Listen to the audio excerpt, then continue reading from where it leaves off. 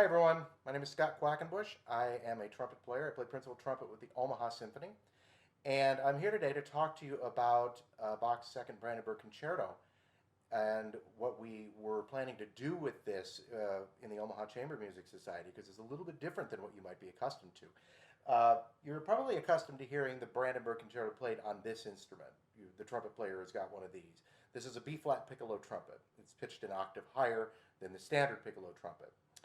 And we use this a lot in Baroque music and Bach in particular, because a lot of his older clarino parts are just more accessible on this instrument than on the larger horns. However, playing it on piccolo trumpet is extremely difficult.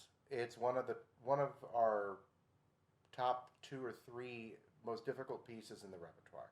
Whenever we're asked to play it, you have to consider a lot of things. How long are you going to have to prepare it? What are you going to be performing in the weeks leading up to the piece? Because all of those things can make it either a really, really uncomfortable experience or a really, really horrible experience. It's not ever a real comfortable experience to play the piece. So when the Chamber Music Society came to me and asked me to play it, they said, well, we've got kind of a twist for you. How about we play it on a different, you play it on a different horn? And I was thinking, okay, well, what kind of horn did you have in mind?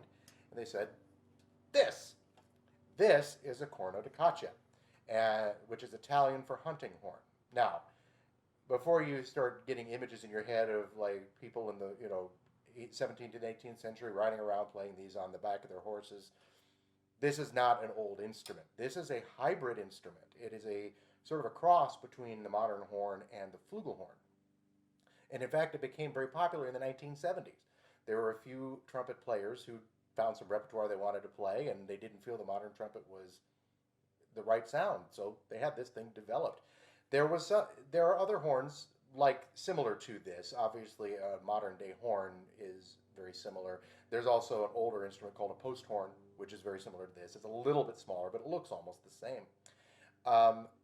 And when I started playing on this thing, I started wondering, why would a trumpet player play this? It sounds like a horn.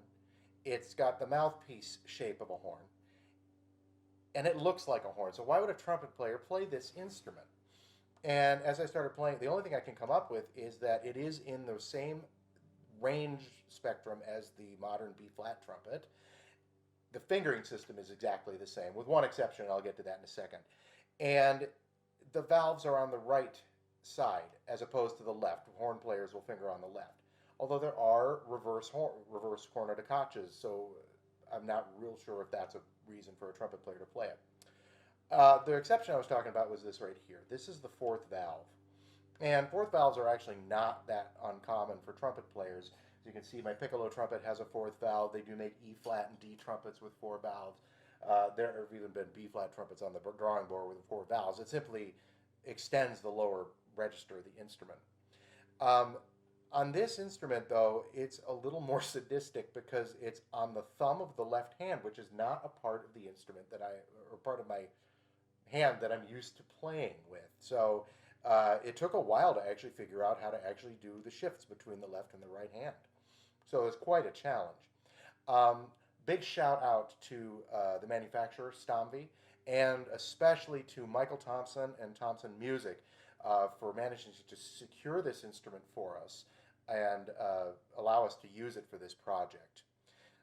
Well, I'm going to end now. I hope everybody's doing well and staying safe. And I'm going to play a little bit of the piece on this. I might play a little bit on piccolo trumpet for you as well, and I'll be back to talk about the piece itself too. Thanks.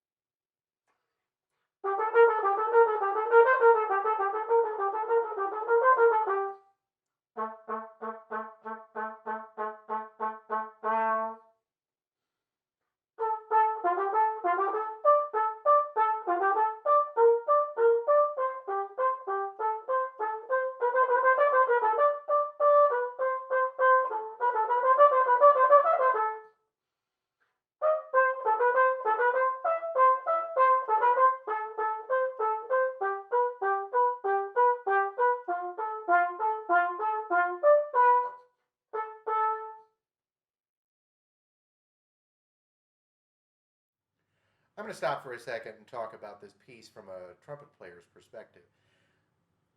This piece was one of a set of 6 pieces that Bach presented to the Margrave of Brandenburg as a gift.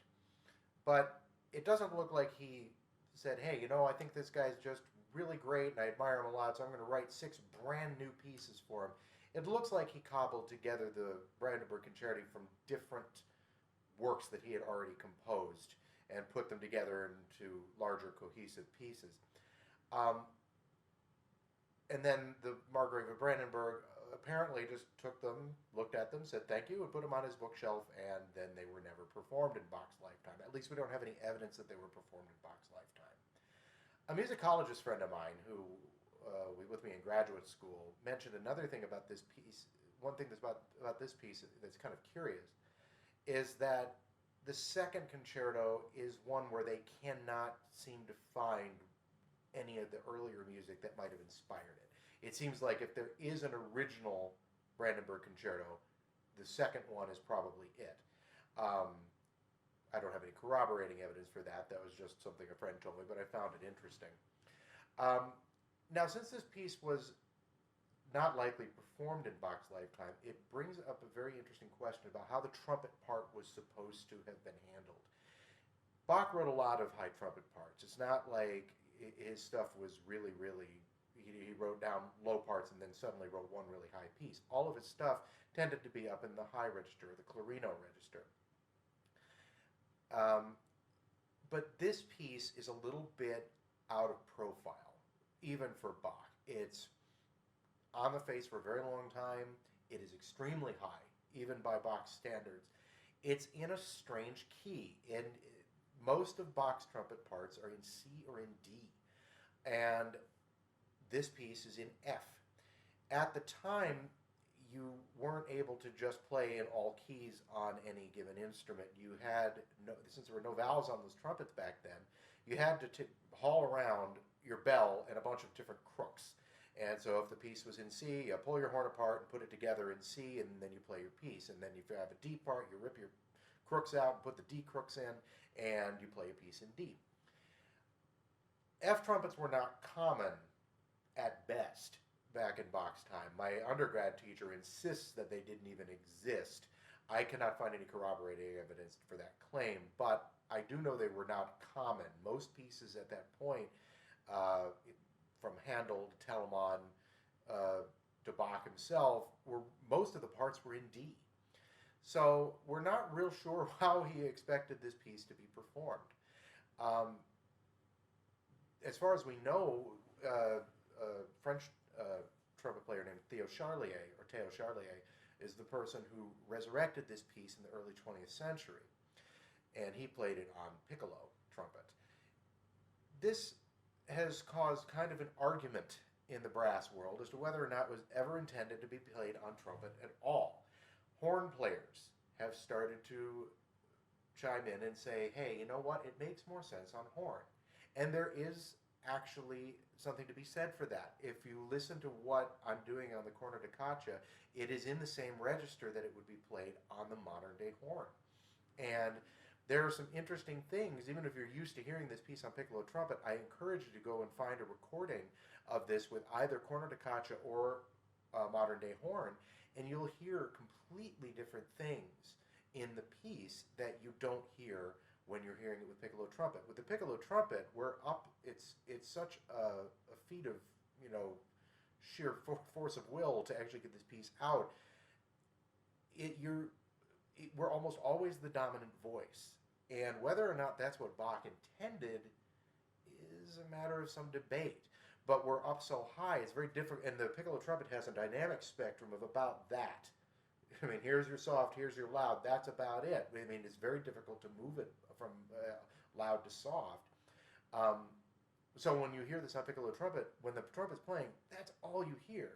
And when I heard this for the first time on corna da caccia, I was fascinated to hear that there are a lot of lines where the trumpet is actually, it makes more sense that the trumpet is actually the secondary line, that the flute or the oboe has a line that is actually going over the trumpet part that is more important, but you don't hear it that much, and we're not even accustomed to hearing those lines because we're used to hearing this on piccolo trumpet. So I hope you're enjoying what you're hearing, and I hope all is well with everybody. Thank you.